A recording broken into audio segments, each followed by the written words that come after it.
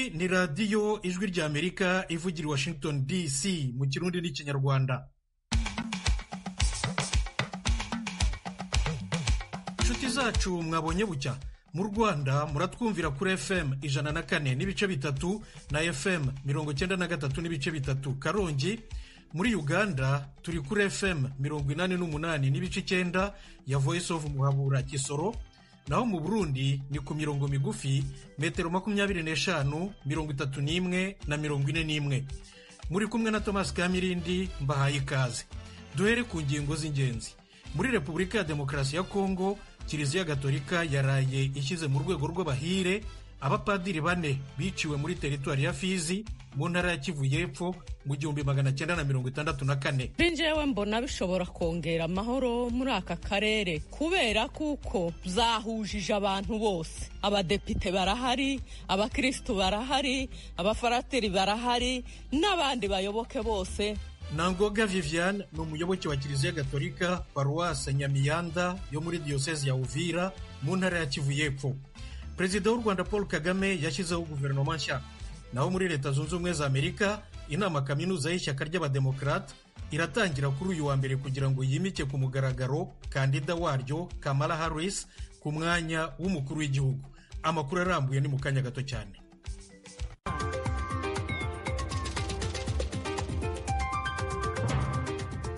Amakuru tuyahere hano muri Leta Zunze Ubumwe za Amerika. Inama kaminuza bita Convention mu Cyongereza y'ishyaka ry'Abademokrate iratangira kuri uyu wa mbere mu mujyi wa Chicago muri leta ya Illinois kugira ngo yimike ku mugaragaro kandida waryo Kamala Harris ku mwanya w'umukuru w'igihugu. Intumwa ziyijyamo zarangije kumwemeza binyuze mu itora zakoreye ku ikoranabuhanga. Iri tora ryarangiye ku itariki ya 6 y'uku kwezi, Harris afite amajwi 4,567 ku ntumwa zose hamwe 4,695. Ibindi muri iyi convention bizaba ari ibirori gusa. Ibikomerezwa by'ishyaka bifitemo umwanya w'ijambo.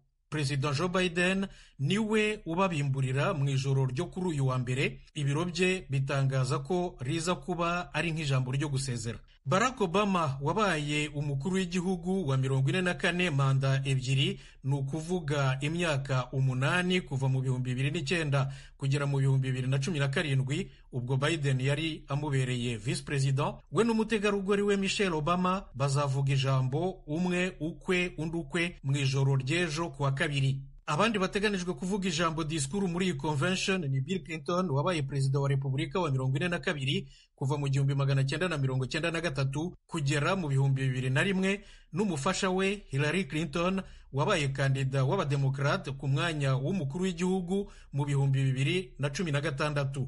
Guverineri wa leta ya Minnesota Tim Walz, kandida vice perezida wa Kamala Harris, azabyemera imbere y'intumwa ku mugaragaro kuwa 3 nijoro. Naho Kamala Harris azazibwira ku mugaragaro kuwa 4 nijoro ku munsi wa nyuma ko yemeye koko guhagararira ishyaka mu matora azaba ku itariki ya 5 y'ukwa 11 gutaha.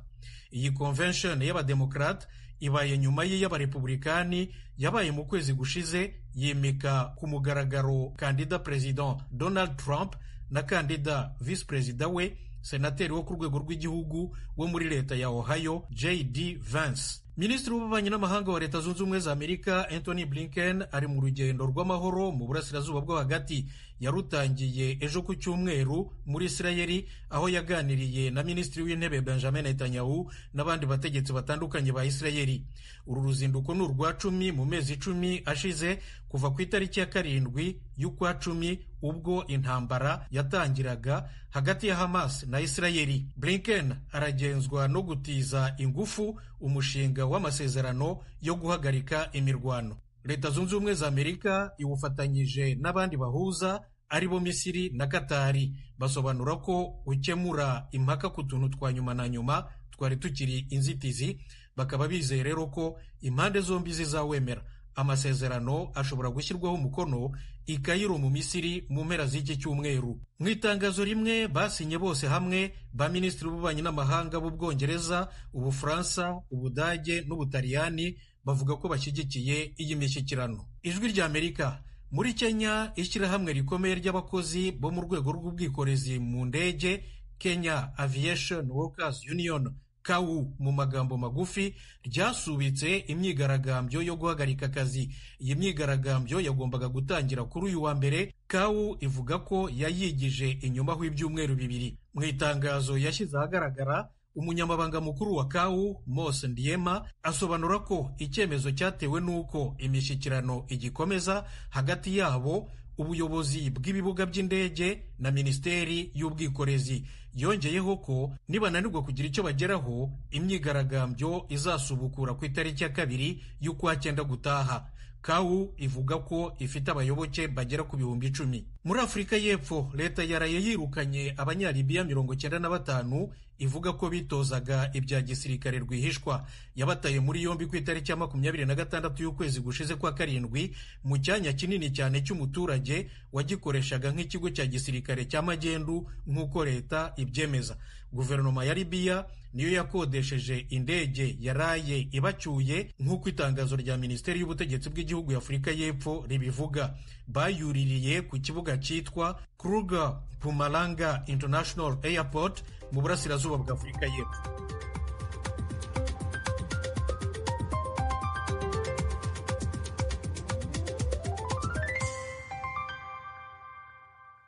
Mukomeje kumva radiyo ijwi rya Amerika ivugira Washington DC mu Kirundi n'Ikinyarwanda.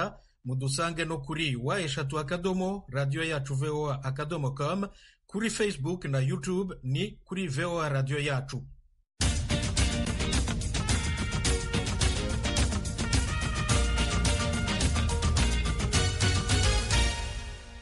Amakuru mu biyaga bigari.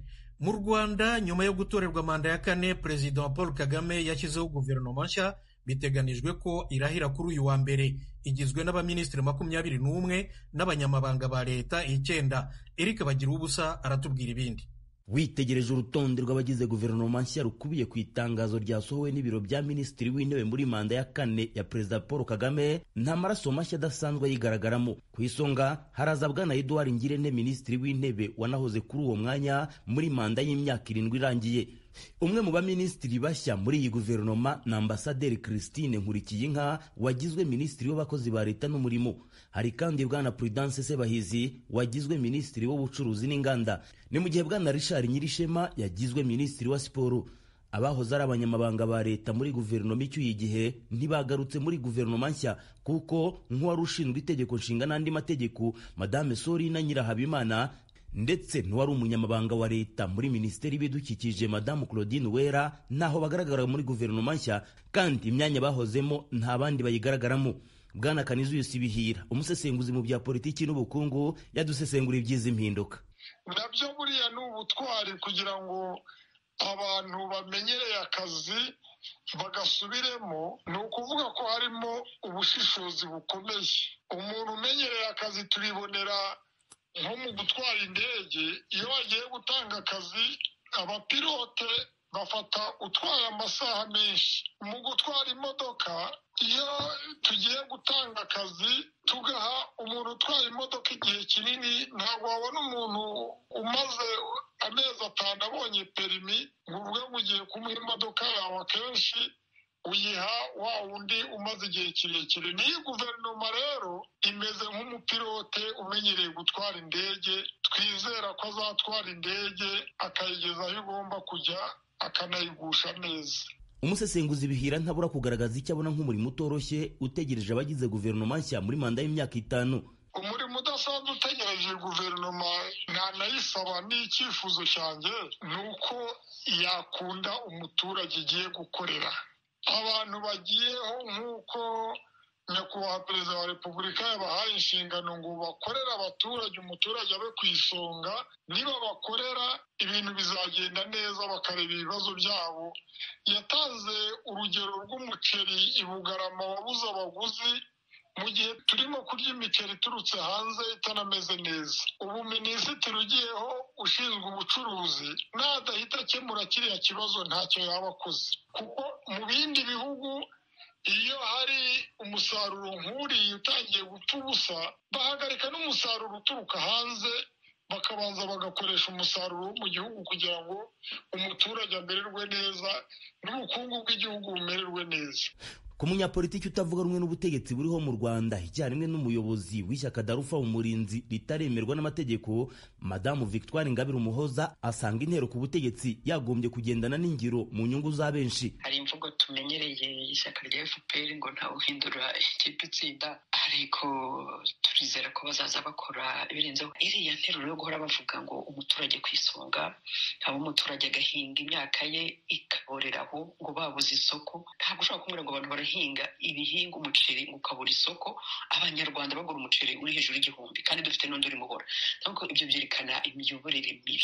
Iyo rero bavuga ngo umuturage ku isonga hari imiyoborere mibi, numva bidahura. Ubwo rero nkaba nizera ko bazikubita agashyi nibura muri iyi myaka 5 mu cyizere babagiriye, bakazakora birushije uko bakora, uko bakoraga rwose bafite amanota mabi. Kubw'uyu munyapolitiki nawe hari aho asanga hagomba ingufu zidasanzwe mu nyungu za benshi. Ni ikibazo cya mbere n'ubushomeri mu rubyiruko. Dufite urubyiruko rwinshi rufite ubushomeri. Hari amaraporo anyuranye muri iyi minsi ya Commonwealth y'umuryango w'abibumbye wita ku by'umurimo bagaragaza ko dufite urubyiruko rwinshi rw'abashomeri. 35% ni abantu benshi cyane badafite akazi. Yabonye no mu gihe perezida wa repubulika yarahiraga muri za komite, urubyiruko rw'abavuga ati mukore ibishoboka byose tubone akazi. Doko ni ikibazo gikomeye urubyiruko. Icya kabiri nyine ni ukuvana igihugu cyacu mu bukene, bagahindura aho bashyira amafaranga. Nibashora amafaranga mu rubyiruko rugashobora kugira imirimo rwikorera, bizatuma dushobora kuzamura ubukungu bw'igihugu duhereye hasi. Bagira ubusa ijwi ry'Amerika i Kigali. Muri Repubulika ya Demokarasi ya Kongo, Kiliziya Gatolika yaraye ishyize mu rwego rw'abahire abapadiri 4 biciwe muri teritwari ya Fizi mu ntara ya Kivu y'Epfo mu 1964. Iki cyiciro cy'abahire kibanziriza icyo kugirwa abatagatifu, umuhango wabereye mu mujyi wa Uvira. Umunyamakuru Vedasto Ngabo yarawukurikiye. Uyu muhango witabiriwe n'ibihumbi by'abakristo baje baturutse hirya no hino ku isi, watangiriye kuri katedrali ya Uvira ukomereza kuri place ya Saint Pierre. Cardinal Frodoli Ambongo, umushumba wa Arkidiocese ya Kinshasa akaba n'umukuru wa Kiliziya Gatolika yo muri Kongo, aherekejwe n'abepiskopi n'abapadiri babarirwa mu ijana, bakirijwe indirimbo zitandukanye zihamya urukundo rw'abo bapadiri 4. Muri uwo muhango kandi hatanze ubuhamya, herekanwa amafoto ndetse isanduku yarimo ibisigisigi byabo bahowe Imana bitambagizwa imbere y'ibihumbi by'abakristo, nyuma bijanwa kuruhukirizwa Kavimvira ahari kongregasiyo y'abasaveri. Aba bahowe Imana biciwe muri teritwari ya Fizi mu ntara ya Kivu y'Epfo tariki ya 28 z'ukwezi kwa 11 mu mwaka w'1964 mu gihe cy'inyeshamba za Mlere. Ni abapadiri 4 barimo Frere Viatori Fatini na Padiri Luigi Kalala baguye Ibaraka, na Padiri Giovanna Didoni ndetse na Robert Jubert baguye Fizi. Abo bapadiri 4 barimo Bataliyani 3 n'umukongomani 1 bagaragarije abakristo bari bayoboye muri Fizi na Baraka urukundo, banga guhunga intambara kandi bari bafite uburyo bwo guhunga, baza kwitwa n'inyeshamba za Murere zari ziyobowe na Colonel Abed Masanga. Nk'uko abatangabuhamya babigaragaza, bavuga yuko tariki ya 28 z'ukwezi kwa 11 umwaka w'1964 ahagana saa 8 za kumanywa, Colonel Abed Masanga yaje Baraka ategeka Padiri Viatori kurira imodokari ye ya gisirikare, aranga yanze aramwica, yica na Padiri Luigi wanze gusiga mugenzi we wari umaze kwitwa. Nyuma yaho gato kuri uwo munsi abandi bapadiri 2 bari Fizi barishwe. Cardinal Frodoli Ambongo wayoboye umuhango yavuze ko wari usanzwe uyoborwa na Papa ariko yamusabye kuyobora mu izina rye. Kiliziya Gatolika muri Kongo igize abandi bahire 4 bashasha. Abo biyongeye ku bandi 2 twari dusanzwe tuzi. Uwa mbere ni Marie Clementine Anuarite n'umuhire Isidore Matata. Tuzahora twibuka iteka umuhire Anuarite, ubu twibuka imyaka 60 ishize ubwo yicwaga mu mwaka w'1964. Uko niko byagenze no kuri aba bahire bashya baharaniye amahoro muri Kongo.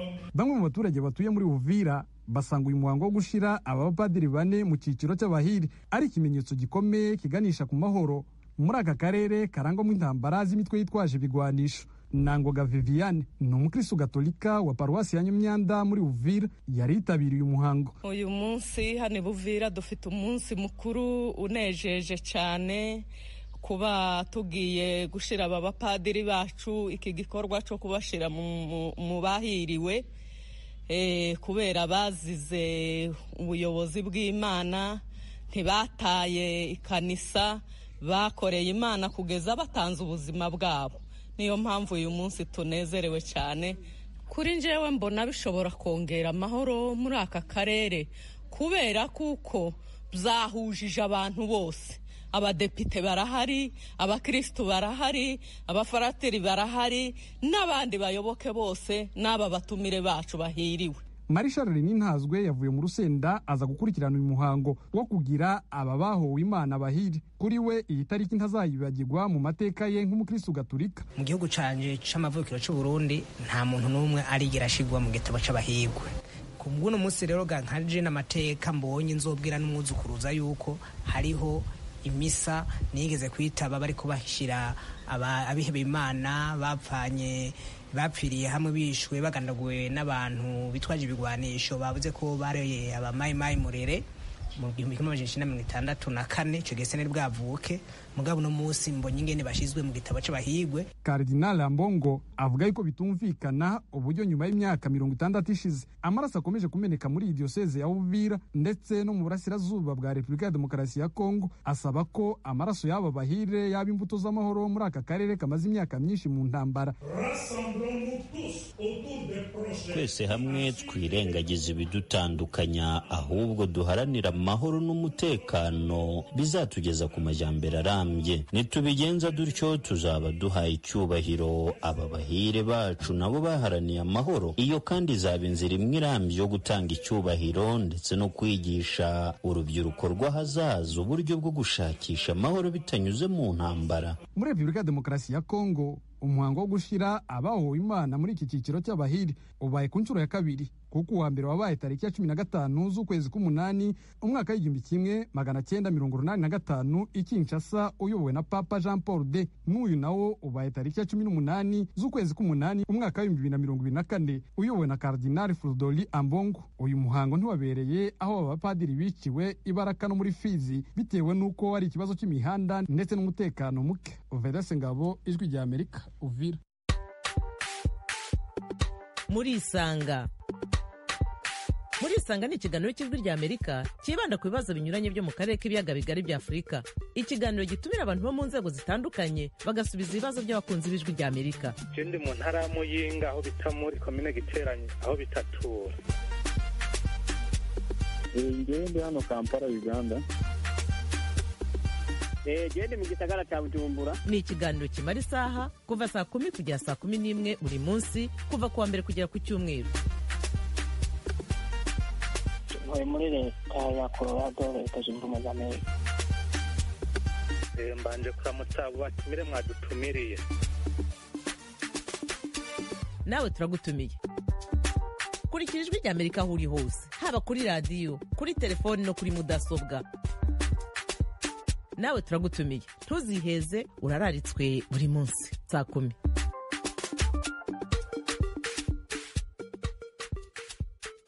Mukomeje kumva radiyo Ijwi rya Amerika ivugira Washington DC mu Kirundi n'Ikinyarwanda. Noneho siporo n'imikino mu Rwanda ni basket no koga. Jean Claude Munyandinda, i Kigali. Kuwa gatanu mu nzu y'imikino ya BK Arena i Remera habereye imikino ibiri yatanze icyerekezo cy'uko amakipe akurikirana ku rutonde rw'agateganyo. Umukino watangiye saa 12 z'umugoroba, ikipe ya Reg Basketball Club yatsinze Espoir Basketball Club amanota 93 kuri 71. Uku gutsindwa kwa Espoir Basketball Club kwatumye itakaza amahirwe yo gukina imikino ya kamarampaka. Umwanya wa kane wahise wifatirwa n'ikipe ya kaminuza ya Kepler. Amakipe y'ibishyitsi ariyo APR Basketball Club na Patriot Basketball Club yahuriye mu mukino w'indyankurye watangiye saa 2:30 z'ijoro. Ni umukino waranzwe n'ishyaka ryinshi ku mpande zombi. Ikipe ya Patriot Basketball Club niyo yegukanye intsinzi y'amanota 77 kuri 70 ya APR Basketball Club. Abakinnyi b'imena ba Patriot Basketball Club barimo William Perry, Dieudonné Ndizeye, Stéphane Branch na Steve Hagumintwari bagize uruhare rukomeye mu gutsinda uyu mukino. Ku ruhande rwa APR Basketball Club, Aliou Diarra, Isaiah Miller na Axel Mpoyo bari bakoze iyo bwabaga ariko birangira akagozi gacitse. Gutsinda uyu mukino kwa kwa Patriot Basketball Club byahise bituma yicara ku mwanya wa mbere ku rutonde rwa shampiyona y'umukino wa basketball mu cyiciro cya mbere mu Rwanda ku makipe y'abagabo. Ku mwanya wa kabiri hari ikipe ya APR Basketball Club, naho iya gatatu ni REG Basketball Club, ikipe ya kane ni Kaminuza ya Kepler. Aya makipe ane niyo azaseruka mu mikino ya kamarampaka playoff iteganyijwe mu kwezi gutaha kwa 9. Ikipe ya mbere izahura n'iya kane, naho iya kabiri ikazakina n'ikipe ya gatatu. Ibi bisobanuye ko muri kimwe cya kabiri kirangiza Patriot Basketball Club izahura na Kaminuza ya Kepler, naho APR Basketball Club ikazacakirana na REG Basketball Club. Ikipe izegukana igikombe nyuma y'imikino ya kamarampaka izahagararira u Rwanda mu irushanwa rya Basketball Africa League ry'umwaka utaha 2025. Tunyarukiye mu mukino wo koga, ubuyobozi bw'ishyirahamwe ry'umukino mu Rwanda bumaze gutangaza ibyagezweho mu myaka ine ya manda irangiye. Mu cyumweru gishize, umuyobozi w'iri shyirahamwe Pamela Girimbabazi yagiranye ikiganiro n'itangazamakuru rya siporo avuga ko hari byinshi byakozwe na komite nyobozi abereye ku isonga. Mu byagezweho muri iyi manda irangiye harimo kongera umubare w'amarushanwa, kuzamura urwego rw'abatoza, abasifuzi n'abanyamakuru hifashishijwe amahugurwa. Girimbabazi akomeza asobanura ko ibi byatumye ubushobozi bw'abakinnyi nabwo bwiyongera, barushaho kwitwara neza no mu marushanwa mpuzamahanga. Uyu muyobozi avuga ko nubwo umushinga wo kubaka pisine mpuzamahanga utarashyirwa mu bikorwa, ngo hari icyizere ko mu minsi iri imbere uwo mushinga uzatangizwa. Swimming iracyafite imbogamizi ya access yayo kuko irahenze ugereranyije n'andi masiporo. Niyo mpamvu twashyizemo imbaraga cyane yo kureba ko byibuze tugira iyacu republic, aho buri munyarwanda ufite impano, ufite inyota yo kumenya siporo azajya agira access. Ni n'uburyo bwo kugira ngo siporo izamuke. Icyo navuga rero muri make ni uko hari icyizere ko izaza. Urebye ibiganiro byabaye, plan preparation aho zigeze, ni mu myaka iri imbere izaba ihari. Komite nyobozi y'ishyirahamwe ry'umukino wo koga mu Rwanda icyuye igihe igizwe n'abantu 5. Perezidante w'iyi komite nyobozi ni Pamela Girimbabazi, yungirijwe na visi perezida 2 aribo Jean Sauveur Uwitonze na Innocent uzaba akiriho. James Bazatsinda ni umunyamabanga, naho umubitsi ni Chantal Mushimiyimana. Jean Claude Munyandinda. Siporo n'imikino ni no mu Burundi. Muri basketball abakinnyi b'abanyamahanga bariyongera cyane bigatera impungenge abenegihugu, naho mu mupira w'amaguru nta cyizere cyo gukomeza mu marushanwa ya Afurika amakipe ya Rukinzo na Vitalo agifite. Desire Hatungimana. Mu nkino za mbere kuri iyo migwi yaserukiye Burundi mu nkino za Afurika nta n'umwe washoboye gutahukana intsinzi.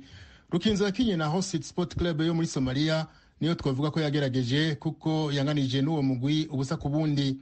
Umumenyereza wa Rukinzo Mibura Bobakar afise icyizere mbere ko mu rukino rwo kuwa 24 za kuno kwezi intsinzi ishobora kuboneka. Icyizere kirahari kuko ntitwatsinzwe, ari ubusa ku bundi bigishoboka ko iyo dutsindwa niho byatugora kujya kurondera igitsindo no kongera mu kindi, ariko ari ubusa ku bundi turafise tuvuga chance ko dushobora kubatsinda. Abakunzi ba Rukinzo nababwira yuko igihugu cya Somalia cyateye imbere muri mupira, kuko urabye na match ya mbere mu gwa Somalia watsinze mu gwa Djibouti, bisobanura yuko bariko barategura Somalia ko bategura, kandi umva nababwira ko barindire kandi mushyire umutima hamwe, Imana ibishatse ku munsi wa kane izobakuramo. Vitaro yoyo ntiyakije imbere ya Young Africans. Uwo mugwi wo mu Burundi watsinzwe ibitsindo 4-0, ivyerekana ko naho hagisigaye urukino rumwe ivya Vitaro bisa n'ivyarangiye. Naho Vitaro mu kibuga atacavuyemwo, umuvugizi w'uwo mugwi amenyesha ko inyuma y'ikibuga bahigiye vyinshi mu gihugu. Bucuta Arsene yemeza ko kimaze kubasiga mu iterambere ry'umupira w'amaguru. Ico tuje twize muri Tanzania nuko tuvuye mu gihugu c'umupira,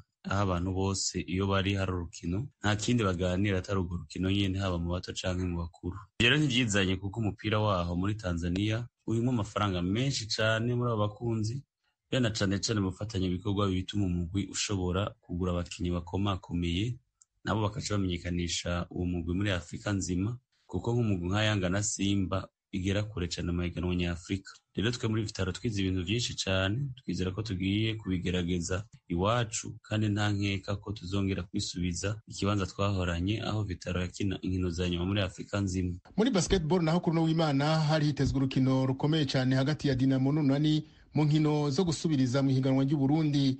Urwo rukino rwari rutekanijwe isaha 9, ariko kuva mu gatondo abakunzi b'iyo migwi bari bazindukiye ku kibuga kugira ntibabure aho barabira urwo rukino, narirya ikibuga cyo mu bushikiranganje bw'inkino atari kinini. Naho rero izo nkino za basketball zimaze imyaka 3 zitabirwa n'abantu isinzi, abahinga muri izo nkino barafise impungenge kuri kazoza kugwaruka go mu Burundi. Gatabazi Crystal, bamwe mu bamenyereza bamaze imyaka myinshi muri ako kazi, akaba afise n'ishuri ryigisha abana bakiri bato, amenyesha ko kubona hari abanyamahanga bakomeye baza mu higanwa ry'u Burundi bifasha ugwaruka kuronka abo bigirako, ariko ibitigiri vy'abo banyamahanga bitagabanijwe ingaruka mbi ngo zizoba nyinshi. Byari vyiza ko bazana abanyamahanga kugira ngo abajene bacu bagire ko experience, mugurumva tanguye kubona nko mu ma equipe y'ubonye abakinyi bo mu Burundi bakina usanga ari umwe canke babiri, ivyo bikazotuma rero abana bacu nivo igabanuka cyane, vyerekana yuko ari ibintu tuko turakora atari vyiza cyane kugwaruka rw'u Burundi. Kugeza uno musi nta bitigiri ntarengwa ku bakinyi baja mu kibuga ku migwi yo mu Burundi, ari naco gituma nk'imigwi y'Urunani na Dinamo iri kwirakina mu bakinyi 10 bari mu kibuga hari igihe usanga ari abanyamahanga gusa. Izo mpungenge za Gatabaza zisangiye n'abandi, ari naco gituma abarongoye basketball mu Burundi n'ahataco barakuvuga ku maradiyo bamenyesha ko ari kibazo baziga mu nama ya bose. Ku bwa Gatabazi ngo mu kibuga abakinyi b'abanyamahanga ntibari bakwiye kurenga 3. Desire Atungimana, Kigali, Ijwi rya Amerika. Abagore mu majwi yabo ku Ijwi rya Amerika.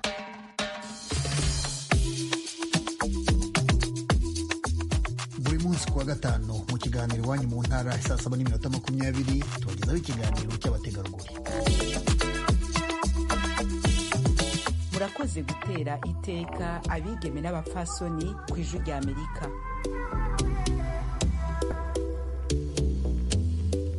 Mu muryango, mu iterambere, mu burezi, mu kubungabunga ubuzima, mu buyobozi no mu ikoranabuhanga. Guha ijambo umugore no kwiteganyiriza. Ni ikiganiro ku mibereho y'abategarugori mu Rwanda no mu Burundi, mu karere k'ibiyaga bigari, mu nkambi no mu bindi bihugu ku Ijwi rya Amerika.